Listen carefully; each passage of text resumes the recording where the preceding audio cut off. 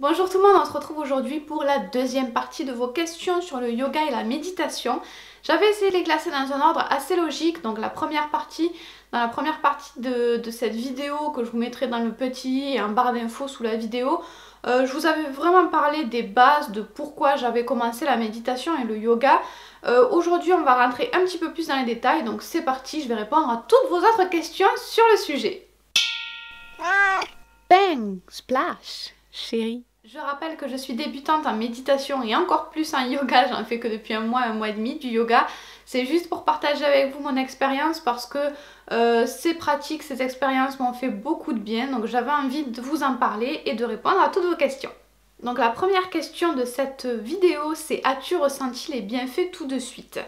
Alors que ce soit pour le yoga ou la méditation, tout de suite après la séance, oui, énormément, on se sent bien, je me sens vraiment bien, je me sens apaisée. Je suis sur un petit nuage quand je sors de ma séance, j'adore ça, c'est vraiment une sensation très agréable. Donc dans l'immédiat, tout de suite après la séance, même si c'est la toute première fois qu'on en fait, oui, je trouve qu'on sent des effets. Et également après le yoga, un des effets immédiats tout de suite après la séance, c'est qu'on se tient droit. En tout cas moi, je me tiens très droite juste après ma séance de yoga sans y penser, sans y réfléchir, ça se fait tout naturellement, sans forcer. Donc ça c'est quelque chose que j'adore aussi. Après, dans la vie quotidienne, de manière générale, c'est avec l'entraînement et la pratique qu'on va ressentir vraiment les effets. Au début, on les ressent pas forcément tout de suite. Mais moi, j'ai quand même ressenti quelques effets assez rapidement. Peut-être pas des effets spectaculaires, mais j'ai quand même ressenti que j'étais plus calme et plus à l'écoute de moi, de mon corps également. J'avais l'impression de l'être déjà avant parce que avec mes problèmes de santé, j'essayais toujours de pas dépasser les limites, de sentir quand ça allait pas et quand il fallait que je me repose, que j'arrête de faire quoi que ce soit. J'avais l'impression de l'être, mais en fait j'ai l'impression que pas tant que ça. Depuis que je fais la méditation et le yoga, ça m'aide beaucoup à m'écouter et à me connaître mieux, à mieux connaître mon corps. Qui avant tout ça, mon corps je le connaissais très peu. Moi je ne savais pas comment il fonctionnait. Deuxième question, penses-tu que cela est bénéfique pour la gestion du stress et des émotions? À fond, oui, un gros oui, un énorme oui. Je pense que c'est génial pour réduire le stress et surtout, vous me parlez de gérer les émotions, ça c'est quelque chose que j'ai déjà pu ressentir moi. Je suis quelqu'un d'assez émotif, d'hypersensible. J'ai du mal à gérer les émotions négatives. Je ressens tout ce qui est positif fois 1000, mais tout ce qui est négatif fois 1000 aussi. Et j'ai parfois du mal à le gérer. Et j'ai l'impression que le yoga m'aide à gérer ça, m'aide à mieux me connaître, à m'accepter. Et du coup m'aide à gérer ça. Donc oui, je pense que c'est bien pour ces deux choses-là. Par contre, je pense qu'il ne faut pas faire le yoga ou la méditation pour ça. Il faut pas avoir comme objectif, après c'est un avis personnel, mais je trouve qu'il faut pas avoir comme objectif de réduire le stress. Parce que c'est pas forcément quelque chose qu'on va pouvoir voir tout de suite. Et il faut pas que ça crée une attente en fait, il faut pas y aller en se disant voilà, je veux réduire mon stress, je veux que le mois prochain je sois moins stressée, je le fais juste pour ça. Voilà, il faut le faire pour vous parce que vous en avez envie, parce que vous aimez ces activités. Si ça réduit le stress, tant mieux, mais je trouve qu'il faut pas créer une attente qui peut créer un autre stress si jamais on trouve que les résultats n'arrivent pas assez vite, etc. Donc oui, je trouve que c'est bénéfique, mais il faut pas faire le yoga uniquement dans le but de déstresser, je trouve. Troisième question, quels sont les bienfaits que cela t'a apporté? Alors là, je vais bien lire mon petit papier parce que j'ai plein de petits tirés. Alors que vraiment, ça fait pas longtemps que je pratique, donc j'imagine encore tout ce qu'on peut ressentir quand on pratique très régulièrement et depuis longtemps. Donc déjà j'ai tout de suite, ça je vous l'ai déjà dit un petit peu, je trouve que ça m'apaise, je suis plus calme dans la vie de tous les jours. Après je reste quelqu'un de stressé et je pense que toute ma vie je serai quelqu'un d'assez stressé quand même. Mais ça m'aide, ça m'apaise, ça me calme.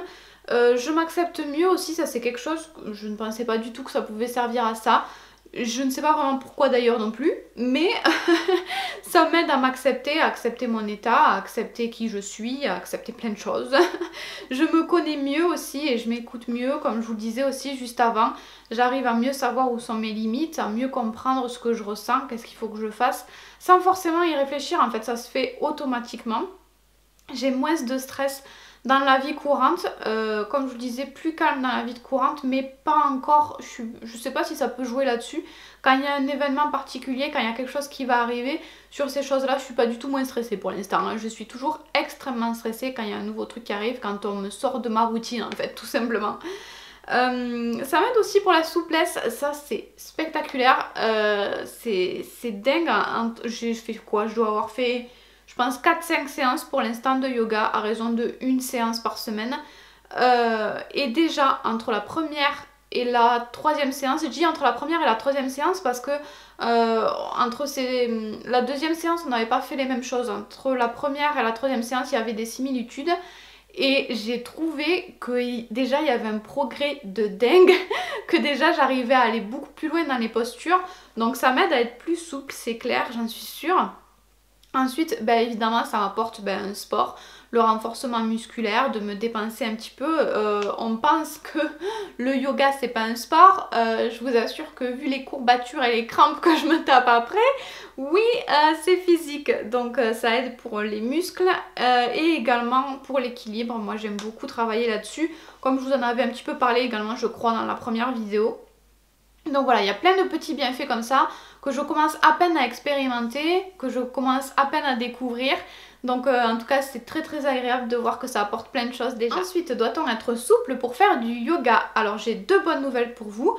Non, il n'y a pas besoin d'être souple déjà. Il y a vraiment de tous les niveaux. Moi dans mon cours, il n'y a vraiment pas besoin d'être souple. Et deuxième bonne nouvelle, c'est que ça va vous aider à le devenir justement. Il y a plein de techniques pour quand on n'arrive pas à faire les postures au début. On peut s'aider de sangles, on peut passer par des postures intermédiaires avant d'arriver à une autre posture plus difficile. Et en fait, à force de pratiquer, petit à petit, vous allez devenir plus souple. Le but du yoga est de se dépasser mais sans forcer, enfin de s'améliorer, d'arriver à force de pratique à faire toujours mieux, toujours plus, à arriver à faire les postures mais sans jamais forcer. Et en fait ça se fait naturellement à force de pratiquer, de faire telle ou telle posture. On va un petit peu plus loin, on s'aide de la respiration pour aller plus loin dans les postures et on arrive petit à petit à faire plus de choses et donc à être plus souple. Cinquième question, je crois, es-tu avec des jeunes ou est-ce qu'il y a des personnes plus âgées? Alors dans mon cours, il y a les deux, c'est ça que j'adore, je trouve ça génial, j'adore la diversité. Dans mon cours, il y a 2 hommes, je crois, il y a beaucoup de femmes, mais il y a de tous les âges et c'est top, j'adore ça. J'adore aussi être en compagnie de personnes plus âgées, j'ai toujours beaucoup aimé ça. C'est très enrichissant, je trouve, et je trouve ça génial que tout le monde se mélange sans préjugés, sans... voilà... Il y a de tous les niveaux, il y a de tous les âges, je trouve ça très génial, voilà. Donc il y a de tous les niveaux, du coup je vous disais, et du coup chacun s'adapte. Tout le monde ne peut pas forcément faire toutes les postures de la même manière, mais la prof l'explique, elle nous dit si vous avez mal au genou, mettez-vous plutôt comme ça, faites comme ça. Elle propose toujours plusieurs options pour que on puisse s'adapter, même si on a des douleurs, on a des difficultés, on est plus âgé, etc. Et d'ailleurs, petite anecdote, ma prof a 70 ans. Sixième question, si on a des douleurs, on fait quoi? Alors, on m'a posé cette question pour des douleurs en particulier. Chaque personne m'a dit si j'ai mal là, si j'ai mal là, si j'ai mal là. Je ne m'y connais pas du tout assez pour vous renseigner là-dessus. Il faudrait que vous posiez la question directement à un prof de yoga, à quelqu'un qui s'y connaît mieux. Mais je peux vous répondre de manière générale. Si on a des douleurs quelque part ou si on a des problèmes de santé, qu'est-ce qu'on fait? Donc déjà, il existe différents types de yoga. Vous pouvez essayer de rechercher autour de chez vous s'il y a des yogas assez doux. Alors moi les noms, je les connais pas trop. Je sais que j'ai déjà entendu parler sur internet du Vishranta et du Yin Yoga. Voilà, mais voilà, je connais pas plus que ça. Moi, comme je vous l'avais dit, je crois que c'est dans la précédente vidéo que je vous l'avais dit, j'ai pas forcément choisi mon cours de yoga moi.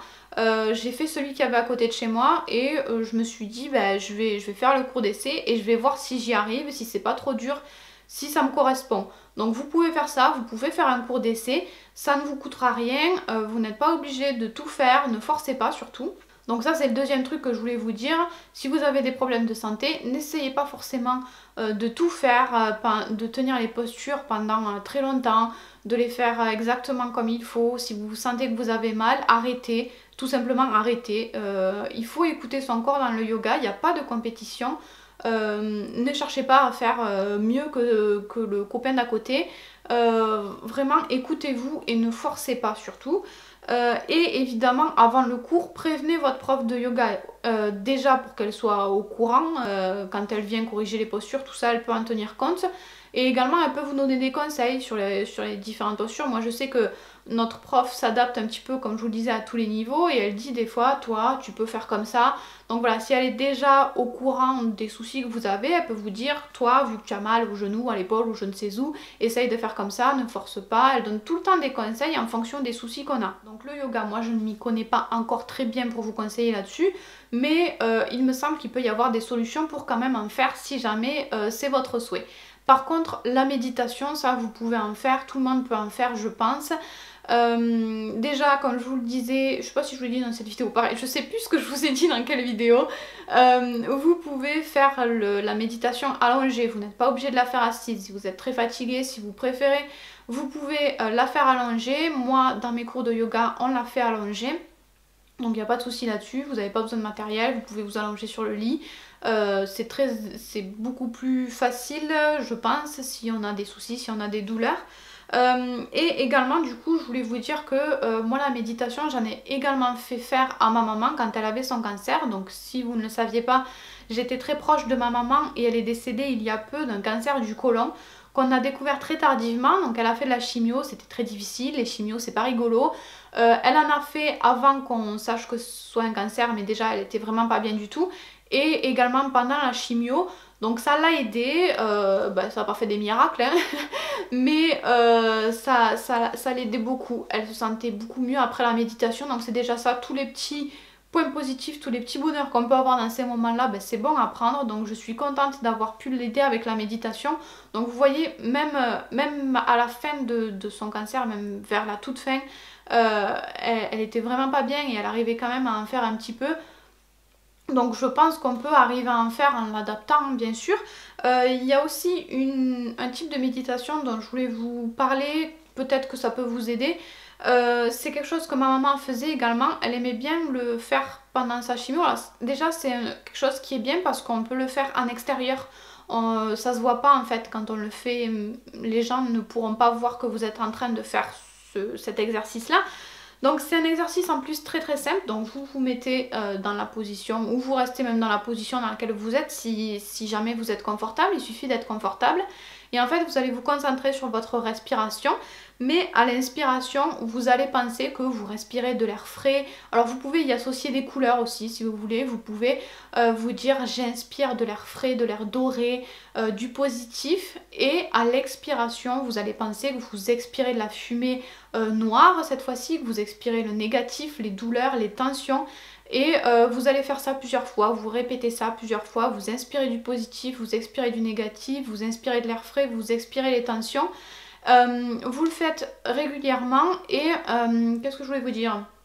Oui, si vous avez mal, par exemple, si vous avez une douleur localisée dans l'épaule, si vous avez très très mal à l'épaule, vous pouvez aussi mettre toute votre attention en même temps que vous respirez sur l'épaule. Et imaginez que ce sont les tensions, les douleurs de l'épaule que vous expirez quand vous respirez. Donc voilà, ça c'est un petit exercice que ma maman aimait beaucoup, qui était très facile à faire, facile à retenir et que vous pouvez faire aussi en extérieur, même si vous n'êtes pas chez vous, si vous en ressentez le besoin. Après, on y croit ou on n'y croit pas, mais en tout cas au concept de la respiration, on inspire du doré, on expire du noir. Je sais qu'il y en a qui sont un petit peu réticents, on y croit ou on n'y croit pas, mais en tout cas ça peut pas faire de mal.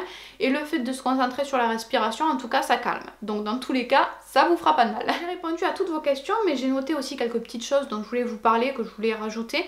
Donc moi déjà la méditation ça m'a vraiment beaucoup aidé, surtout à une époque, alors en plus moi ma pratique n'a pas été très constante parce que voilà, quand on a eu des problèmes avec les voisins, quand on a déménagé, quand ma maman est décédée, toute cette grosse période j'en faisais plus de la méditation.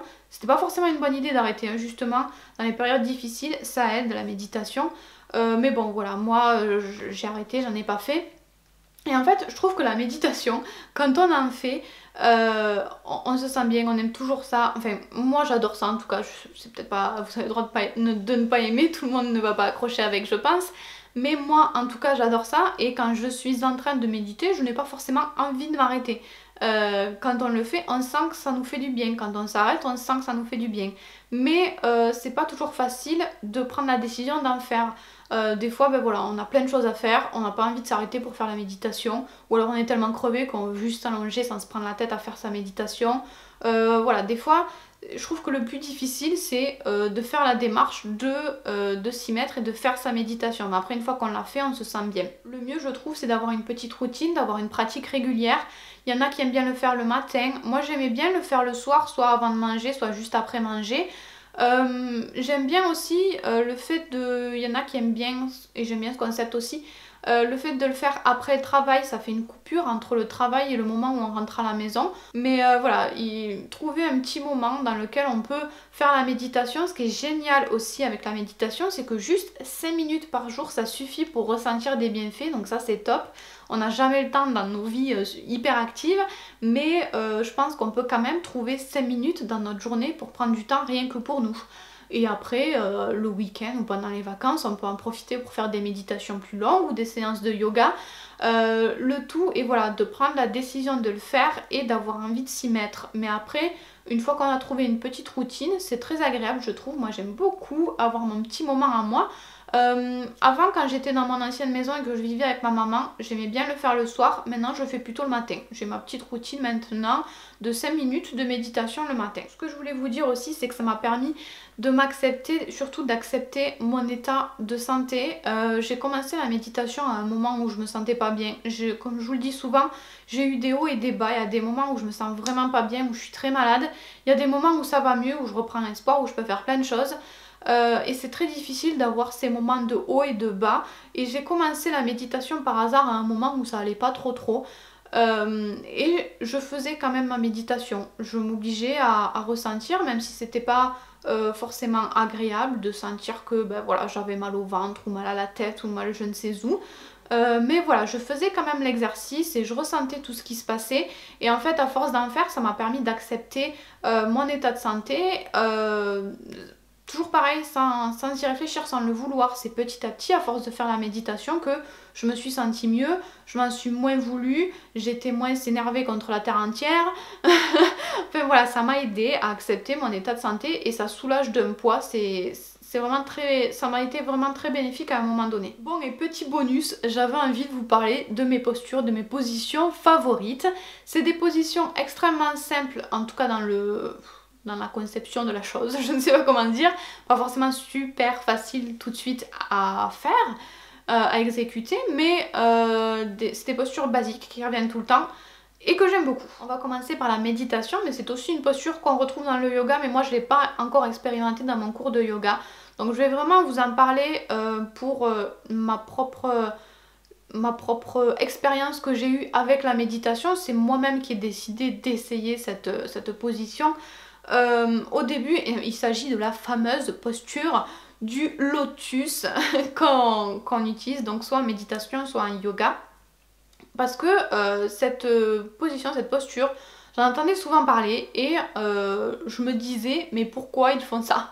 Ça sert à quoi de s'embêter à faire cette posture? Est-ce qu'il y a vraiment un intérêt, un bienfait, ou est-ce que c'est juste parce que c'est beau et pour faire une jolie photo sur Instagram? Je me suis posé la question parce que c'était au tout début en plus que je commençais la méditation. Et je me suis dit bon ben on va essayer, on va voir si j'y arrive ou pas, toujours sans forcer bien évidemment. Je comptais pas me coincer, me faire mal ou quoi que ce soit.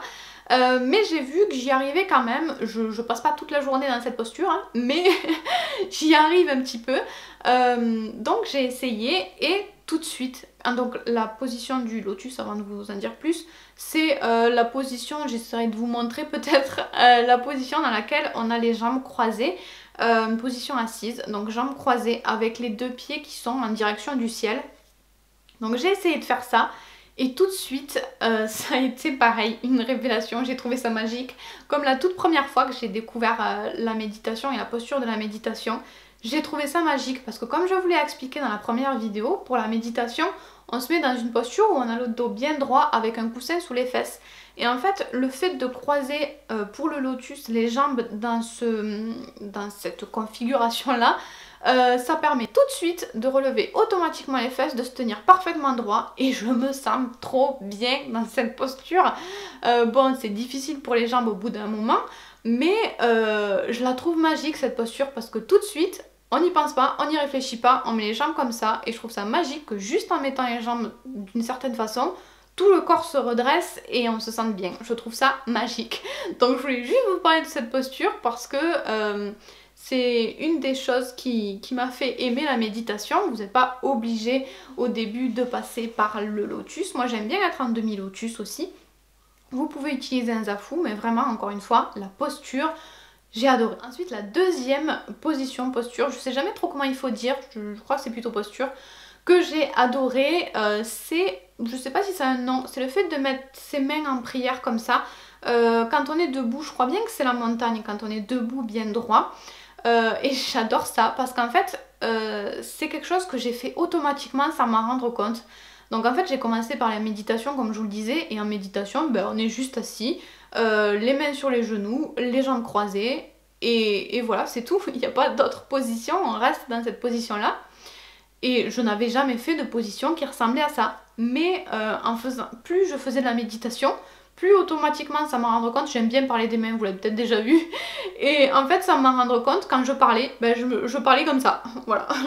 Je mettais tout le temps mes mains comme ça, sans m'en rendre compte. Et en fait, après, au bout d'un moment, je m'en suis rendu compte, donc j'ai arrêté de le faire quand je parlais parce que c'était un peu ridicule.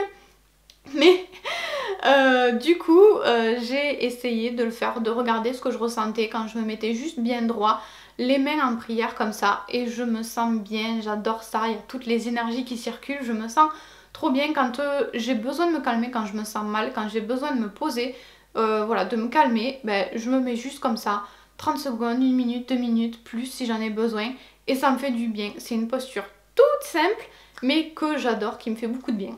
Donc j'ai changé ma batterie qui était au bout de sa vie et vous voyez je suis encore en train de faire ça pour vous parler de la posture de l'arbre. C'est juste ma posture préférée que j'ai découvert dans mon cours de yoga. C'est une posture très basique aussi. On a fait plusieurs positions postures dans mon cours de yoga et c'est celle que j'ai préféré faire pour l'instant. Parce qu'elle est très simple, parce que c'est aussi une position où on a les mains comme ça ou des fois au-dessus de la tête mais on a souvent les mains jointes comme ça et j'aime beaucoup quand il y a des postures comme ça. C'est une posture que je trouve plutôt mignonne, facile à faire et qui travaille l'équilibre, donc c'est juste ma posture préférée pour l'instant dans mon cours de yoga, même si on en avait fait une très très bizarre aussi que j'avais adoré, une beaucoup plus acrobatique, mais je ne saurais pas m'en rappeler comme ça je pense. Donc je préfère pas vous la montrer pour l'instant, on va rester sur du basique. C'est tout pour cette vidéo, j'espère avoir répondu à toutes vos questions. Si ce n'est pas le cas, si vous en avez encore, n'hésitez pas à mettre en commentaire. J'essaierai de tous y répondre, peut-être pas, je vous promets pas de le faire dans la journée, mais dès que j'aurai le temps, dès que j'y arriverai, je répondrai à tous vos messages, promis, j'adore répondre à tous vos petits commentaires. Ça a été un plaisir en tout cas pour moi de faire ces vidéos, ça me tenait à cœur parce qu'encore une fois ça m'a beaucoup aidé moi, ça m'aide encore beaucoup, je prends beaucoup de plaisir à découvrir l'univers du yoga donc j'avais envie de partager ça avec vous et de répondre à toutes vos petites questions parce que tout le monde n'ose pas forcément toujours m'envoyer des messages en privé ou autre ou voilà, c'était juste pour répondre à toutes vos petites questions que vous aviez l'air de vous poser. En tout cas, je vous fais de très gros bisous et encore une fois, on se retrouve la semaine prochaine. Vous pouvez vous abonner aussi. Si vous voulez me suivre, vous vous abonnez en cliquant sur le petit bouton s'abonner et il faut aussi activer la petite cloche si vous voulez recevoir toutes les notifications, si vous voulez être au courant des nouvelles vidéos qui sortent. Voilà, c'est tout. Je vous fais tout plein de gros bisous. Bye bye.